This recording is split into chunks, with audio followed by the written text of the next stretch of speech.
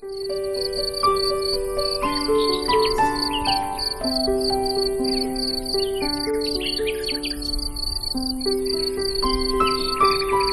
Tolenghe, la Totiere, una documentazione sui pras, sui flums, sui boscs, con la voce de Int per conoscere il rapporto di un popolo con le sotiere.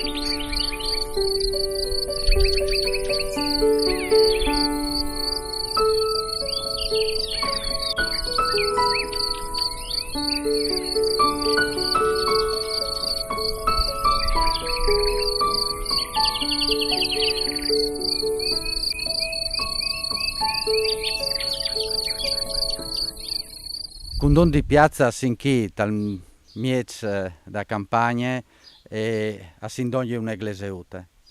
Con lui a Fevelin ue di paesaggi, di bens che non sono nestris, ma che sin profondamente nestris, come proprio l'aiar laghe.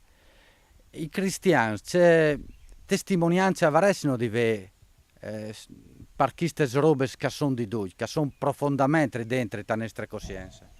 Il fatto di essere qui è già tanto importante, perché sta qui dal mese da campagna, è il vento appena che il muove le sue dai morars, dai arbori, gli uccellucci si sente a cantare, il cielo è azzurro, sereno, e sia qui è già per me una dimensione di contemplazione e di dialogo con l'ambiente naturale.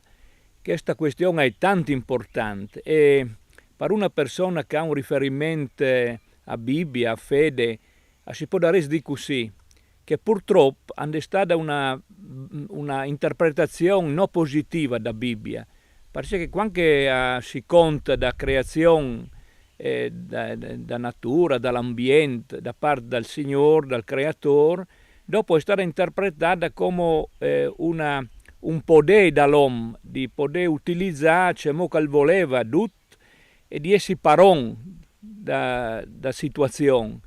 E questa è stata una brutta interpretazione. E se invece si interpreta che il Signore non ha affidato la creazione perché noi siamo custodi, in cura, premura, attenzione, cambia la prospettiva. E dopo è succeduta un'altra roba, che in collegamento con questa prima, che dicevi, brutta, negativa interpretazione, è che la scienza ha preteso di porre l'uomo come un devor paron di tutto l'ambiente. Quindi l'uomo ha spiato, ha osservato ciò che stava d'intorno come una roba che stava al di fuori di lui, di poter usare, sfruttare per il profitto, cambiando invece la prospettiva dall'uomo che è in relazione, quindi noi siamo in relazione con tutto ciò che è attorno di noi, dentro questa relazione allora andare attenzione, premura, un ascolta, si pone in osservazione, in dialogo e al chiappa a correre tutta la situazione e al capisce prima di tutto che ciò che è attorno non è una proprietà privata, individualistica, ma è una dimensione che riguarda tutti. La terra è di Dio, i beni comuni sono di Dio e quindi se sono del Signore sono di tutti. Che scambiamento, usando una parabola difficile, si può dire di paradigma, di visione, io penso che voi siete venuti in davanti con più sensibilità perché stiamo vedendo il disastro che con che posizione di prima, che viene detto prima, l'uomo ha prodotto un disastro perché a parte l'innalzamento della temperatura, l'inquinamento, disastro dall'ambiente naturale che tante volte sono proprio prodotti dall'uomo e altre situazioni drammatiche. Ecco. Allora questa attenzione è data da una convinzione culturale, spirituale, etica e purtroppo anche a partire dai disastri che stiamo vedendo, constatando attorno di noi. La roba che in Friuli succede è anche l'eliminazione dal paesaggio, un mood di non rispetto anche segnos da inte, da generazioni che sono venute. Tu che tu sei chi ha tu veduto questo cambiamento? Sì, è un cambiamento. Qui, la che si incumò, io sono Chiarniel di Tualis, di Tualias, comunque come gli Ans, il fatto che l'uomo aveva la popolazione, le comunità, aveva abbandonato la campagna, questo è un fatto negativo.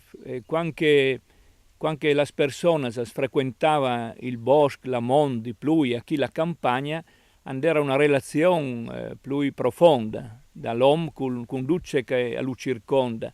E anche l'ambiente vitale, perché è vitale l'ambiente, aveva i segni di un'attenzione. Voi andate da una banda una trascuratezza, un abbandono, e di questa banda un sfruttamento. E queste due conseguenze sono gravi.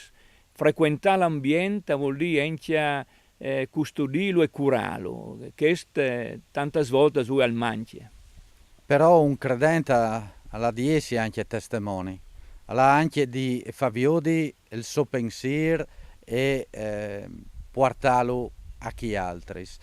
Il fatto di partecipare alle manifestazioni che tutelano in qualche modo i beni di tutti, è un dovere o no per un credente? È un dovere morale, guai a non farlo, e si presenta con la parabola, e si presenta con la testimonianza, denunciare, propone, è un aspetto personale, che diceva in prima spirituale, etico, culturale, è un aspetto istituzionale e politico.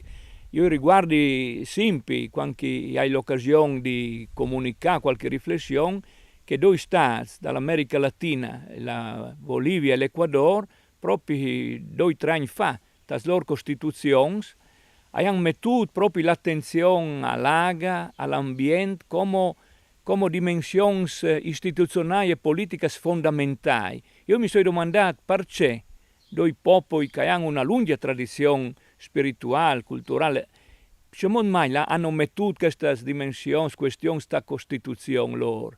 E perché hai anche questa dimensione di una spiritualità che lea l'uomo all'ambiente, e dopo perché ha un senso da comunità, dal ben comune e dall'impegno a difenderlo. Ande tanta gente al mondo che è morta, è stata accopata perché ha difenduto l'ambiente.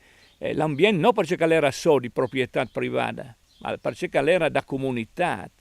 E perché la dimensione del latifondismo, da prepotenza, dall'inquinamento, da distruzione, lo sentiva come un'espropriazione di questo ben comune che appartiene a tutti, e quindi l'hanno difenduto per difendere il ben di tutti, e sono stati scopati.